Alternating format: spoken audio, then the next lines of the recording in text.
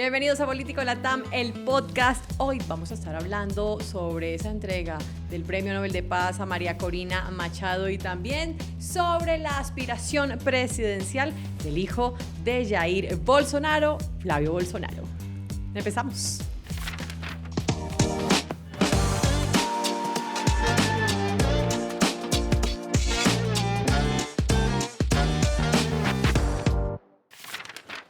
Rafael Morales, qué gusto nuevamente estar aquí contigo hablando de estos temas que tienen, mejor dicho, en llamas a la región.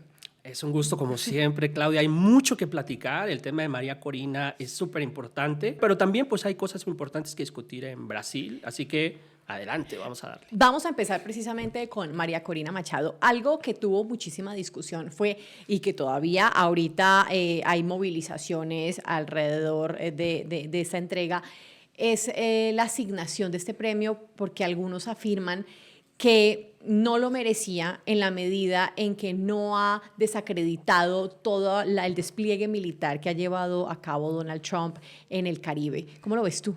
Bueno, estamos acostumbrados a pensar en una nominación de ese calado con figuras, por ejemplo, como un Nelson Mandela, etcétera, pero parece que en este caso y por primera vez en la historia tenemos una postulación pues, que ha generado una polémica interesante en cuanto a pensar si se le va a dar un uso político, por así decirlo, a digamos, un reconocimiento de esta naturaleza a una persona como María Corina, pues que al final no ha tenido por sí misma una labor pacifista, sino que más bien ha encabezado los esfuerzos de la oposición venezolana ante la dictadura de Maduro. Si por eso tenemos que entender que se han hecho los méritos para obtener un galardón de este tipo, pues bueno, creo que pues tendríamos que abrir la perspectiva y dejar de pensar en un Nelson Mandela o a lo mejor un Mahatma Gandhi y considerar que pues, el Premio Nobel de la Paz pues, lo puede obtener pues cualquier líder político. Y es que han sido,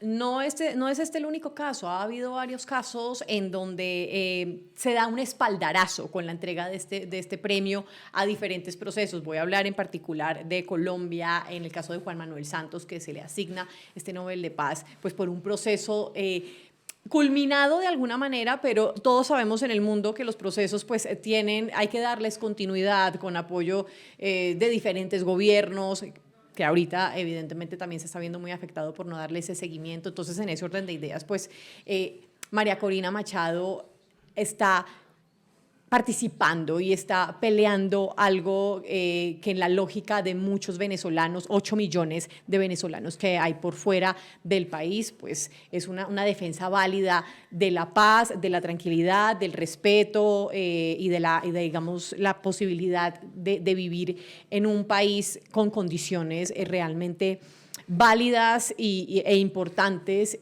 que le den continuidad a un proceso y al crecimiento de un país que se ha visto completamente estancado durante las últimas décadas. Yo estoy completamente de acuerdo contigo. Me parece que uno de los dramas humanitarios más graves, más fuertes que hemos visto en nuestra América hispana en los últimos años, pues es el que se ha producido a raíz de este gobierno, a todas luces ilegítimo, como es el de Nicolás Maduro.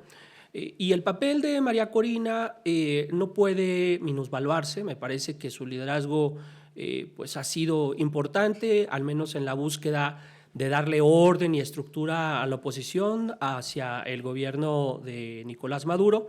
Y habría que ver si efectivamente, aquí es donde me gustaría saber qué opinas, habría que ver si esta nominación va a servir para poder coaligar o para poder darle coherencia a una oposición que tenga más consistencia frente al actual régimen. Porque de otra manera no se entendería, sobre todo el respaldo de los Estados Unidos para que llegue la propia María Corina a obtener esta postulación, si no es con el objetivo político pues, de forzar una alternancia, una transición pacífica, hay que decirlo, me parece que esto es loable, en Venezuela. Pero, Rafael, ¿qué tan probable es realmente una transición pacífica en Venezuela? Y lo digo puntualmente porque en estas llamadas que al parecer tuvieron de 15 minutos aproximadamente Donald Trump y Nicolás Maduro. Lo último que sabemos de Donald Trump, hace poco en una entrevista en Político en Estados Unidos, decía, Maduro tiene las horas contadas. Y en ese orden de ideas pareciera que ya hay una decisión tomada. Pero Nicolás Maduro, si hay algo por lo que se ha caracterizado, es precisamente por no cumplir. A Biden le incumplió varias veces. Y pues a Trump, quién sabe cómo lo hará. Se dice que en esa conversación se habló de la posibilidad de tener un margen de 2 años para hacer una transición pacífica y, digamos, un poco más acorde a lo que es Venezuela hoy. Pero es que no le creen. No le creen. Y si Donald Trump no actúa, va a perder, y no va a perder ante los medios de comunicación, ni va a perder ante su electorado, que también, sino va a perder ante los grandes líderes del mundo, Xi Jinping, Vladimir Putin, Narendra Modi. O sea, todos ellos, si Trump no procede con todas sus amenazas, lo van a ver de alguna manera como inferior. Bueno, es que yo diría que sus amenazas se están cumpliendo, al menos de manera preliminar. La militarización del Caribe, de aguas internacionales que circundan todo lo que es la zona costera de Venezuela. De hecho, pues los ataques directos a embarcaciones, pues esto habla ya de ensayos preliminares para tratar pues de prefigurar lo que sería una intervención militar. Eso no podemos descartarlo. Ahora, yo lo que veo, Claudia, es que para que pueda prosperar una propuesta como la de María Corina, pues lo que necesitas pues, es tener la certeza de que vas a tener una oposición que jale con ella, por así decirlo. Y eso no ha pasado. Bueno, ese es el tema. Hasta el momento. Es que no podemos esperar la defenestración. Vamos a hablar de realismo político. Si se va a defenestrar a Nicolás Maduro, bajo la fórmula que sea, yo no estoy avalando ninguna en lo particular, esto debería ser un proceso constitucional, pero bueno, estamos hablando de geopolítica. ¿Qué va a pasar si se destierra a Maduro del poder? ¿Quién va a asumir la posición política? ¿Con quién se va a entender Estados Unidos?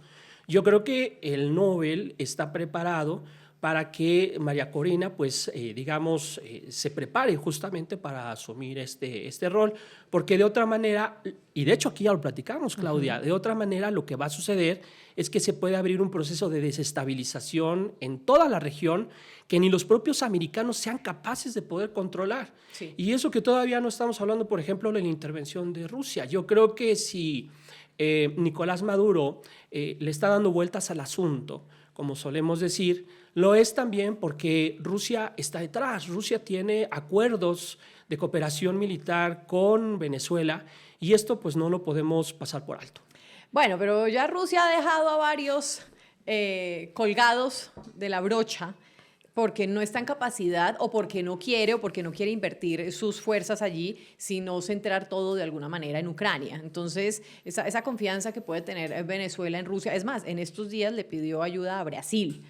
A ese nivel de desesperación está llegando Venezuela, en donde hay una soledad para enfrentar toda esta realidad. Pero bueno, volvamos al premio Nobel, no nos vayamos de ahí, que a mí me parece interesante el traslado, digamos, el despliegue diplomático que ha habido alrededor de este premio Nobel de paz para María Corina Machado. Tenemos a Milei, Raúl Mulino, que además llegó de primero y ha estado sumamente activo, ha participado, ha dicho que incluso podrían recibir a Maduro, más por presión de los Estados Unidos, toda esta lógica en la que ha estado, a Santiago Peña y Daniel Noboa, que a pesar de la crisis, allá está. Sí, tienes toda la razón. Vamos a ver una pasarela, ¿no? En este gran despliegue diplomático para tratar de acuerpar a María Corina, porque de lo que se trata no es justamente de que este premio sea un premio que se obtenga, un reconocimiento que se obtenga en solitario. Tiene que reflejar esta postulación una suerte de consenso internacional, que para efectos prácticos, pues todos estaríamos de acuerdo en principio en que las dictaduras no son buenas, son contrarias a la democracia. Yo creo que todos estamos de acuerdo en esa parte. Y me parece que esta postulación puede jalar, por así decirlo, una parte de este consenso, aunque muchos de los que están ahí no necesariamente se distinguen por una muy buena reputación que digamos. Sin embargo, acepto que hay un esfuerzo diplomático en hacer de este evento como un gran evento, sí, y darle a María Corina, digamos, el estatus de una suerte de pacificadora, ¿no? Ya más bien en una versión un poco más de lideresa política nacional. Ha llamado muchísimo la atención, es decir, ha habido muchísimos premios de paz, uno cada año, pero este en particular, y siento yo que precisamente en la lógica de ese espaldarazo que está dando Oslo, que está dando Estados Unidos, que están dando estos países, diciendo, bueno, ya hay que presionar para una transición.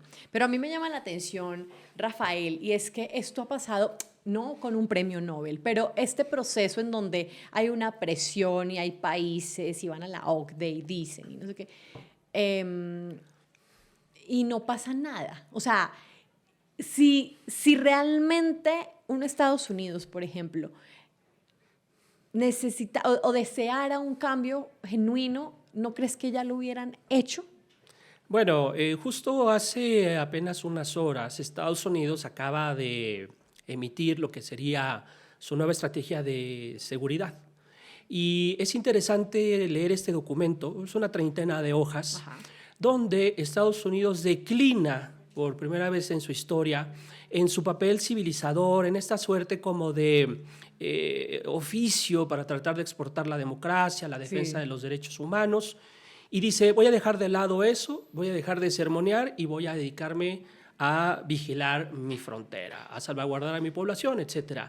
¿Qué quiero decir con esto? Lo que quiero decir es que si nos atenemos a la nueva estrategia de seguridad, Estados Unidos, siendo consecuente, no tendría realmente que plantear una narrativa en términos del regreso a la democracia a Venezuela. Ahora, de que puede impulsar, como lo estamos viendo, un cambio político en el país, lo puede hacer con o sin María Corina. Sí. Y María Corina puede regresar a su domicilio, donde quiera que esté, cargando con su Nobel, para ponerlo seguramente en la sala de su casa, con un monito enmarcado, porque Estados Unidos realmente no necesita, digamos, de una persona para poder ejercer un cambio drástico como el que estamos hablando. Sin embargo, sí le están invirtiendo mucho a esta relación con el equipo de María Corina, especialmente Seguro. Marco Rubio, que han tenido, digamos, constantes conversaciones y avances, y se dice que se habla de cómo puede darse esa salida de Nicolás Maduro del poder. Entonces, claro, puede que no la necesiten, pero Venezuela también es un país muy complejo. Suele compararse países como Colombia, Venezuela, Ecuador, con otros como El Salvador, Honduras, que son países más pequeños, que tienen unas dinámicas diferentes y en donde puede haber, digamos, cierto control o un poco más de control, a diferencia de estos países que son geográficamente complejos, que tienen otras lógicas distintas en términos de conflictos. Entonces, en ese orden de ideas, pues, ¿qué tan probable ves tú que, no sé, pongámosle fecha, febrero, marzo del 2026, ya pueda haber ocurrido algo que realmente cambie la realidad venezolana? Pues es posible, yo creo que estamos en la antesala de presiones más drásticas, militares más fuertes, pero yo veo un problema.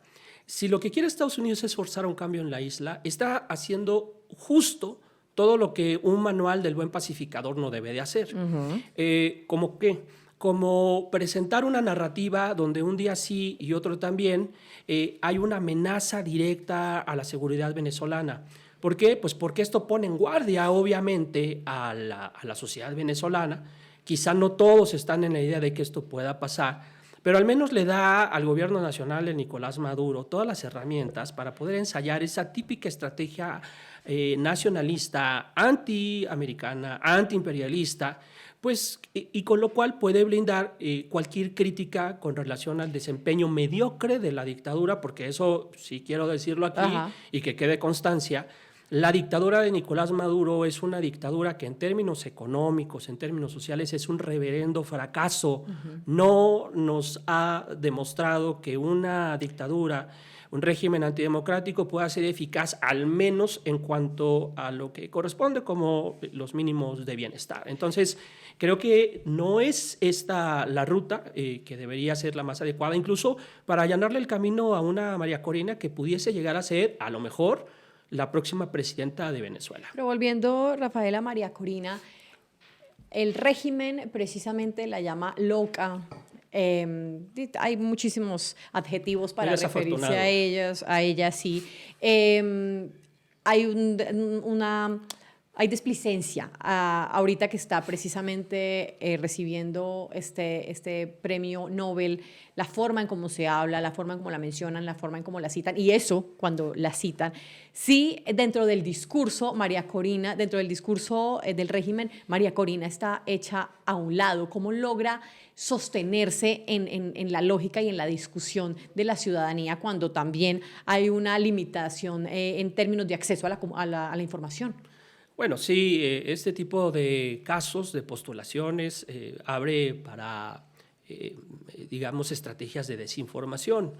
Hay que reconocer, Claudia, me parece que esa es una lectura al menos, digamos, inicial, que no todos los países en América Latina están, digamos, en contra de la dictadura de Nicolás Maduro.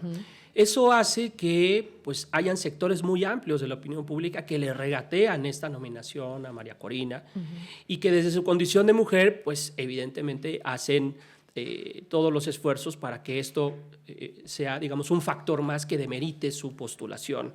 Me parece que no estamos en el escenario de la legitimidad de si María Corina puede acceder o no a la postulación.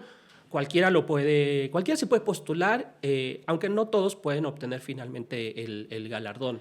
Pero al final de cuentas, no todos en América Latina están de acuerdo con esta postulación y evidentemente se debe esto a motivaciones de orden político, porque muchos están tomando partido, desde luego, a favor de la dictadura de Nicolás Maduro. Bueno, pero ella lo obtuvo, es indudablemente un espaldarazo a lo que ha sido su proceso en la oposición de Venezuela, en todo este trabajo que se ha hecho para desmantelar el régimen de Nicolás Maduro, y evidentemente pues ya es acreedora a este reconocimiento. Ya lo es. Que además no viene solo con la medalla de oro, viene con 1.2 millones de dólares aproximadamente, que dicen algunos que pues posiblemente van a ser utilizados en la causa de lo que está buscando esta oposición venezolana. Ojalá logre realmente llegarse a una unión, a un trabajo conjunto y que pase algo, porque ya hablando específicamente de los venezolanos, son muchos los que están sufriendo. Yo creo que como colombiana también y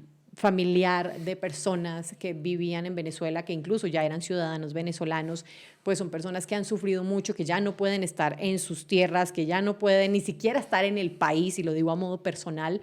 Entonces, pues sí es un deseo desde el fondo del corazón que algo pueda cambiar para nuestro país hermano Venezuela. Gracias, Rafa. Que venga lo mejor para Venezuela. Que venga lo mejor. Y de Venezuela nos vamos a bajar un poquitico y nos vamos a ir hasta Brasil, porque Flavio Bolsonaro, el hijo de Jair Bolsonaro, se postula para la presidencia de 2026. Dijo que recibió completamente la aprobación tanto del partido como de su padre. Salió de la cárcel de estarlo visitando, porque recordemos que Jair Bolsonaro pues, está cumpliendo una condena de 27 años, pero ya está sobre la mesa, pero ni siquiera era el favorito de la familia. ¿Qué pasó? Sí, hay mucho que contar sobre este episodio, una cosa extraña, porque el hijo de Bolsonaro, además parece que no va a ser capaz como de sostener esta decisión. Algunos lo ven como muy ambivalente, otros creen que en realidad es una carta política que está jugando para poder presionar en torno a la decisión final, que bueno, al final de cuentas parece que ya no va a haber marcha atrás. Pero hay mucho de contexto aquí, Claudia, porque considerando todo lo que está pasando en la región, hemos visto ensayos de golpes de Estado. Acabamos de hablar de Castillo, sí, Perú, donde un autogolpe fallido pues, lo lleva a la cárcel. Yo me pregunto, viendo este tipo, digamos, de casos, ¿qué pasó por la cabeza de Jair Bolsonaro, derrotado en las elecciones de 2022, ante un Lula reposicionado, con una Dilma Rousseff que ya estaba también libre, operando políticamente? ¿En qué momento un personaje de este calibre, que encabeza una gran corriente política en ese país, se le ocurre ensayar, digamos, acuerdos con los militares para ver si lo apoyaban en un golpe de Estado? Pero no solamente esto, Claudia, hay que decir que dentro del plan que contemplaba el propio Bolsonaro para tomar el poder, estaba programada una serie de asesinatos a líderes políticos. Es decir, Bolsonaro realmente había perdido la cabeza, como si las elecciones no pudiesen seguir para el siguiente ciclo electoral, algo verdaderamente inaudito, ¿no? Pero aún así sigue teniendo, digamos, Bolsonaro, Jair Bolsonaro y la familia Bolsonaro, porque además todos son partícipes de la política del Brasil, acogida en ciertos sectores, menos que antes, pero sigue teniendo alguna acogida. Claro. Puede tomar fuerza a lo largo de estos 10 meses que faltan de campaña, porque por ahora,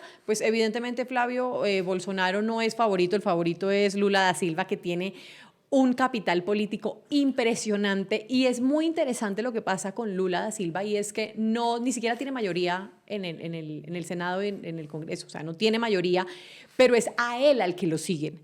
Es por él por quien sienten afinidad en particular, y por sus políticas, y tiene un favoritismo. Bueno, está aspirando por 4ª vez a gobernar el Brasil. Entonces, pero puede pasar algo en estos 10 meses si no se retira, como dices tú que puede pasar con Flavio Bolsonaro.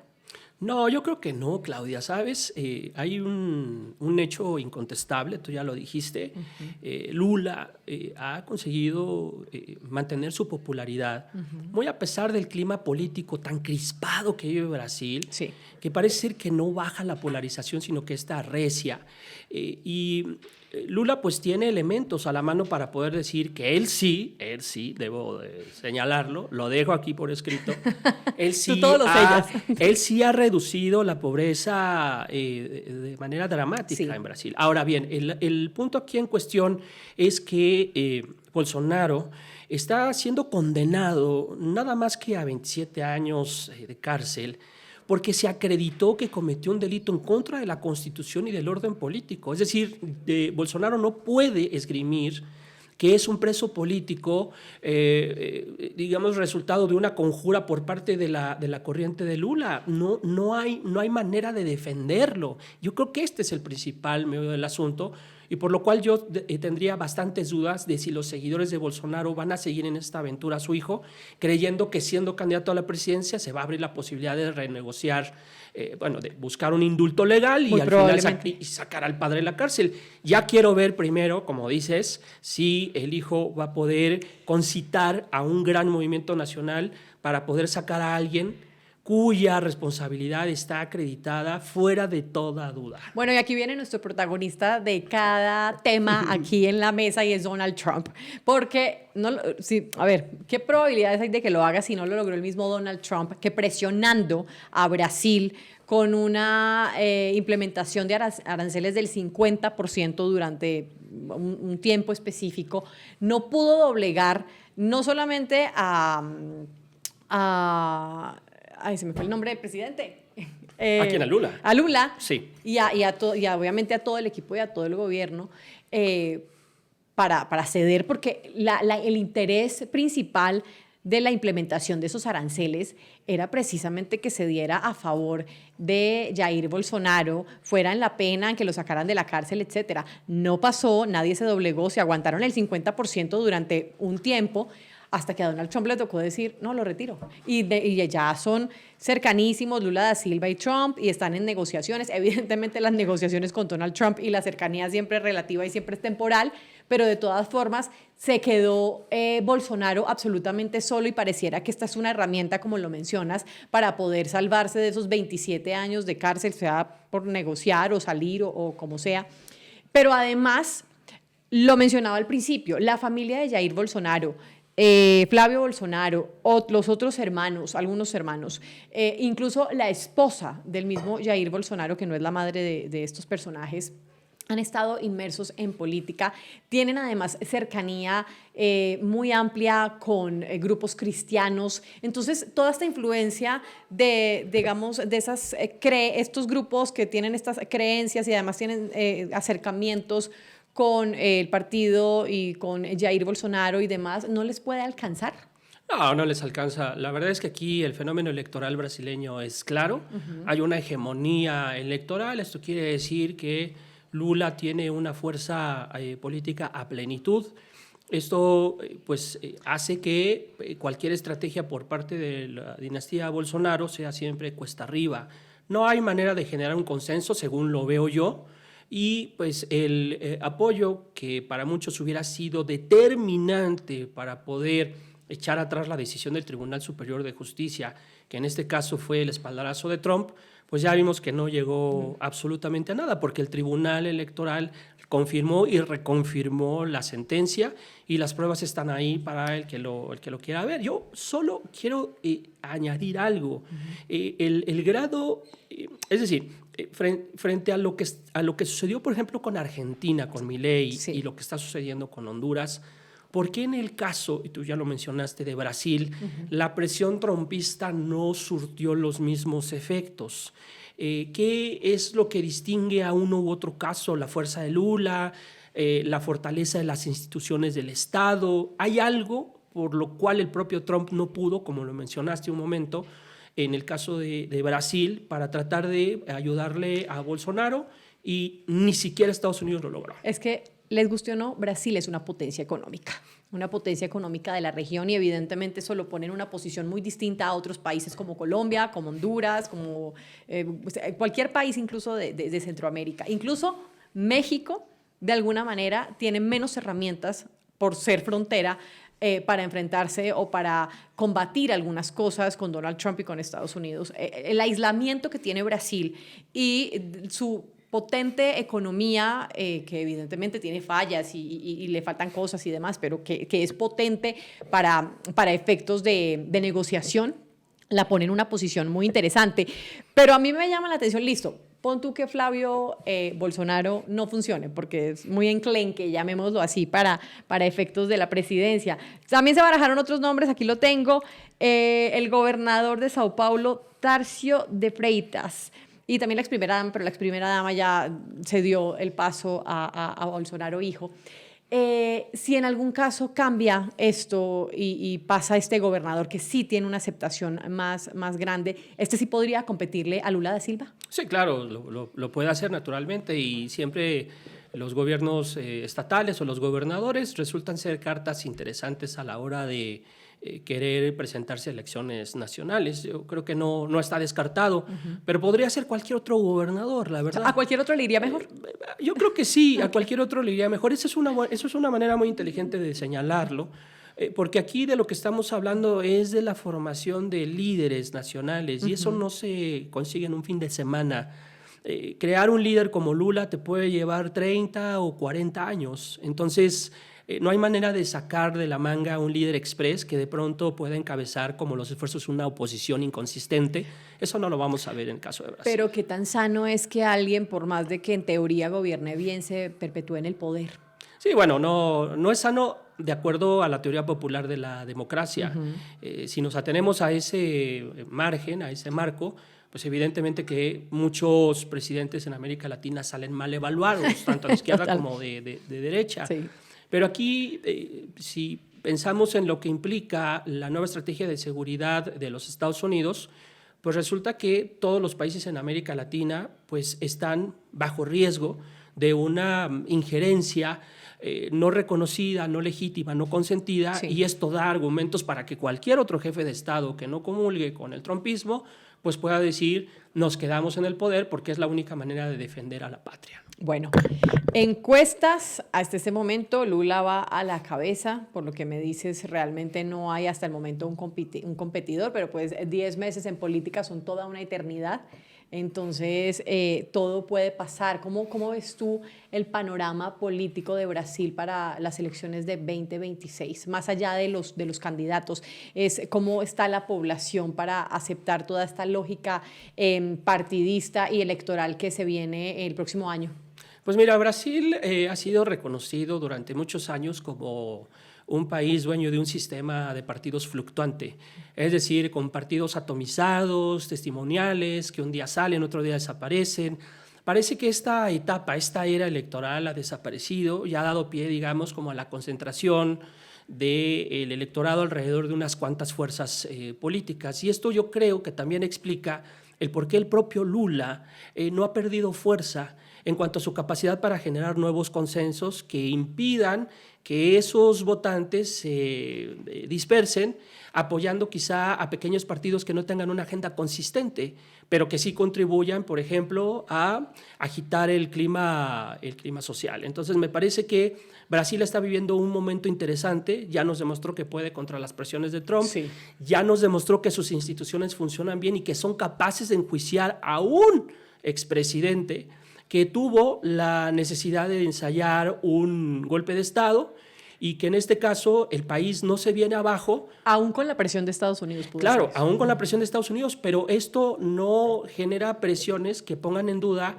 la propia estabilidad política del país. La verdad es que ya quisiéramos eso, no quiero decir en dónde, pero ya quisiéramos eso para un fin de semana donde podamos decir que las instituciones son capaces de resistir lo que sea, y me parece que esto es, al menos de manera preliminar, lo que viene para Brasil para las próximas elecciones. De los pocos, bueno, China, que ha tolerado los embates de Donald Trump durante este primer año, bueno, ya vamos para el año de gobierno de Donald Trump.